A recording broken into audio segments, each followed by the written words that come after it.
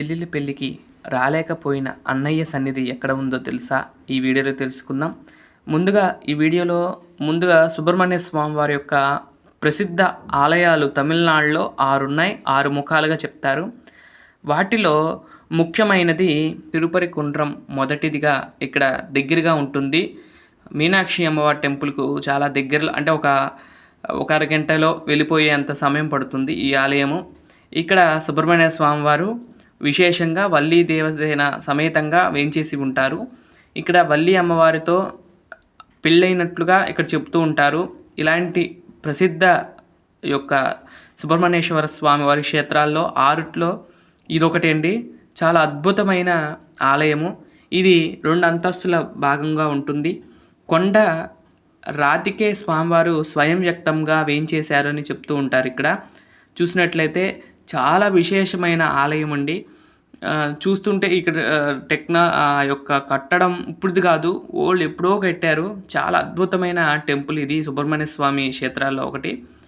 ప్రతి ఆలయానికి వెళ్ళినా కూడా చాలా విశేషంగా ఉంటుందండి. అక్కడ చూసినట్లయితే ఇదిగోండి, పైనుంటే ర్యాంప్ మీదుగా వెళ్తారు. ఇట్లా ఇప్పుడు కాదు కానీ మంగళవారాలు, ఆదివారాలు, లేదంటే సుబ్రహ్మణ్య స్వామి సంబంధించిన ఫెస్టివల్స్ అప్పుడైతే మాత్రం అసలు ఆలయం మొత్తం కిక్కిరిసిపోయి ఉంటారండి. అంతమంది జనం ఈ యొక్క సుబ్రహ్మణ్య స్వామి ఆలయాలకు వస్తూ ఉంటారు.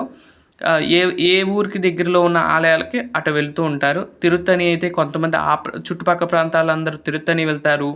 స్వామిమలై ఉన్నవాళ్ళు స్వామిమలై వెళ్తారు. అలా వెళుతూ ఉంటారు. ఇక్కడ చూసినట్లయితే వారాహి అమ్మవారు చూడండి, విశేషంగా ఇక్కడ ఎక్కడా లేనట్లుగా వారాహి అమ్మవారు ఉంటారు. పిల్లలకి పాలిస్తున్నట్లుగా వారాహి అమ్మవారు అయితే ఈ స్తంభం మీద ఉన్నారు. అదిగోండి, ఆలయ ప్రాంగణం అయితే ఇలా ఉంటుంది, చాలా పెద్దది. మనం చూడటానికి బయట నుండి చూస్తే చిన్నదిలాగా అనిపిస్తుంది, కానీ లోపలికి వెళ్తే ఆలయం చాలా పెద్దదండి. ఇక్కడ షాప్స్ ఉంటాయి, విగ్రహాలకు సంబంధించిన షాప్స్, అన్ని రకాల షాప్స్ అయితే ఉంటాయి. చాలా విశేషంగా ఉంటుంది. ఎక్కడికి వెళ్ళినా కూడా వెంటిలేషన్ మాత్రం బాగా ఆలయానికి ఇచ్చారండి.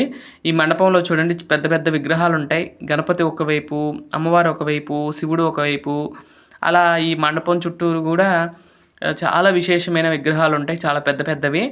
ఈ యొక్క మండపం అండి ఇది. ఈ మండపంలో ఇక్కడ అమ్మవారికి మీనాక్షి సుందరేశ్వరులు కళ్యాణం అయినప్పుడు ఉన్న విగ్రహం అండి. సాక్షాత్తు విష్ణుమూర్తే అక్కడ కన్యాదానం చేస్తున్నట్లుగా కనపడతారు.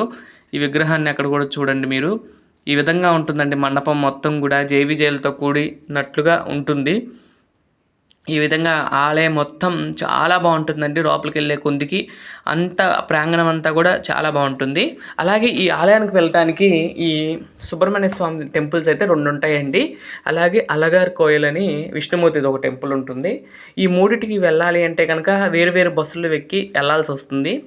ఇక్కడ మధురై వెళ్ళిన వాళ్ళు మీరేం చేస్తారు అంటే కనుక ఈ 3 చూడాలి అంటే కనుక ఏదైనా క్యాబ్ కానీ, ఆటో కానీ, లేదంటే వెహికల్స్ కానీ మాట్లాడుకుని వెళ్ళటం బెస్ట్ అండి. ఎందుకంటే అన్నీ ఒకేసారి చూడొచ్చు. అదే బస్సుల ద్వారా కూడా వెళ్ళొచ్చండి. కాకపోతే 2 బస్సులు అయితే మారాలి. ఈ అలగార్ కోయిల్ అనేది ఈ మధురైకి చాలా దూరంలో ఉంటుంది. సుమారు 30 నుండి 40 కిలోమీటర్ల దూరంలో ఉంటుందండి. ఈ ఆలయానికి చేరుకోవడానికి బస్సు సౌకర్యాలు అయితే ఉంటాయి, కానీ అవి మళ్ళీ బస్ స్టాండ్కి వెళ్ళాలి. బస్ స్టాండ్ నుండి టెంపుల్ 2 కిలోమీటర్స్ ఉంటుంది. మేము ఏం చేసామంటే క్యాబ్ మాట్లాడుకున్నాం. క్యాబ్ అయితే 2800 అయితే ఛార్జ్ చేయడం జరిగిందండి. ఆ క్యాబ్ ఎక్కి మేమైతే అక్కడికి వెళ్ళాం. ఫస్ట్ అక్కడ సుబ్రహ్మణ్య స్వామి టెంపుల్ చూసుకుని అక్కడ నుండి మళ్ళీ అది మధురైకి ఆపోజిట్ సైడ్ ఉంటుంది, ఇది ఇంకో వైపు ఉంటుంది. 2 వేరువేరుగా ఉంటాయి. అక్కడ నుండి మళ్ళీ హైవే మీదుగా మేము అలగార్ కోయల్ అయితే వెళ్తున్నాం. అలగార్ కోయల్ అనేది విష్ణుమూర్తి యొక్క ఆలయము. అయితే నేను చెప్పా కదండి టైటిల్లో, చెల్లెలికి పెళ్ళికి రాలేకపోయిన అన్న సన్నిధి ఎక్కడ ఉందో అని చెప్పే కదండి, ఆ సన్నిధి ఇక్కడేనండి. ఇది అలగార్ కోయల్ అనే కోయల్ దగ్గర ఈ యొక్క స్వామివారు ఉంటారు. తన చెల్లెలి పెళ్ళికి బయలుదేరిన స్వామి అక్కడ నుండి వస్తూ ఉండగా అలగార్ కోయల్కి వచ్చేసరికి అప్పటికే తాళి కూడా కట్టేస్తారట సుందరరాజ స్వామివారు. అలా ఆ స్వామివారు అక్కడ దాకా వచ్చి అక్కడ వేంచేసి ఉంటారు. ఆ విధంగా చెప్తారు. అలగార్ కోయల్లో స్వామివారు అక్కడ ఉంటారు. ఈ విధంగా ఉంటుందండి టెంపుల్ ఎంట్రింగ్స్. ఇది ఇక్కడ పెద్ద గోపురం కనపడుతుంది చూసారా, ఆయన కరుప్పస్వామి అని అంటారు. మనకు ఛానల్స్‌లో వస్తుంటే 2 తలుపులు పెద్ద పెద్దవి వేసి ఉంటాయి.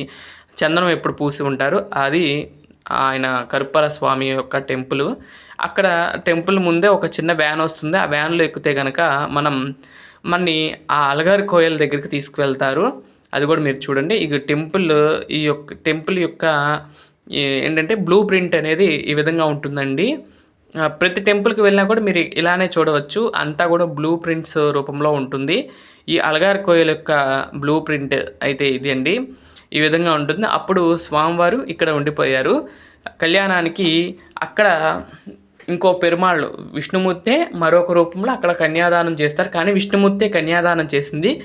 కానీ ఈ అలగారి కోయల్లో మాత్రం స్వామివారు మాత్రం ఇక్కడే ఉండిపోయారట. ఈ అలగారి కోయల్లో అలా ఈయన కన్యాదానానికి రాలేకపోయారు అన్నట్లుగా చెప్తారు. ఇక్కడ ఆలయం అయితే ఈ విధంగా ఉంటుందండి. చాలా అద్భుతమైన ఆలయము, చాలా పెద్దది కూడా. విష్ణుమూర్తి కూడా చాలా ఎత్తైన విగ్రహాల్లో శ్రీదేవి భూదేవి సమేతంగా వేంచేసి ఉంటారు. అలాగే ఇక్కడ ఉత్సవాల్లో భాగంగా ఈ యొక్క కళ్యాణ మహోత్సవం జరుగుతుంది మదురైలో మీనాక్షి అమ్మవారికి. కళ్యాణం అయిపోయిన తర్వాత ఈ స్వామివారు ఇక్కడ నుండి బయలుదేరి మదురైకి చేరుకుంటారు. మదురై మీనాక్షి టెంపుల్లోకి చేరుకుంటారండి. చాలా ఉత్సాహంగా కోలాహలంగా జరుగుతుంది ఈ ఉత్సవం. ఆ రోజు ఏం చేస్తారంటే స్వామి ఇక్కడ నుండి కూడా స్వామివారిని అశ్వవాహనం మీద వేంచేపు చేసుకుని అందరూ కూడా నీళ్లు జల్లుతూ ఉత్సవంగా బయలుదేరి ఆ యొక్క మీనాక్షి టెంపుల్కి వెళ్తారు. చాలా విశేషంగా జరుగుతున్నది. కళ్యాణం అయిపోయినాక వెళ్తారంటండి. ఇదిగోండి ఆలయ ప్రాంగణం అయితే ఈ విధంగా ఉంటుంది. చూసారా ఎంత పెద్దదో దీపస్తంభము. మొత్తం కూడా ఇత్తడేనండి. సుమారు 25 కిలోలు అలా పైగా ఉంటుందండి. అంత ఎత్తడితో చేశారు. ఇది బయటకు వచ్చినాక వ్యూ అండి.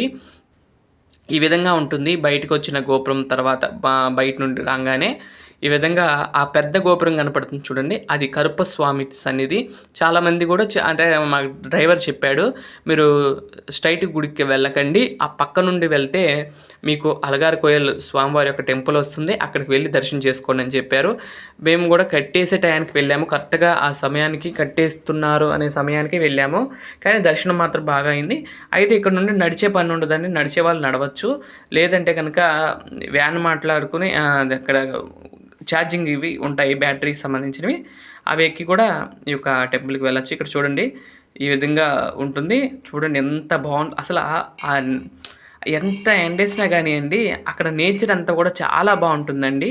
అలా ఈ అలగారి కోయల నుండి అక్కడ నుండి కొంచెం కొండ మీదకి వెళ్తే ఇంకో సుబ్రహ్మణ్య స్వామి టెంపుల్ వస్తుందండి.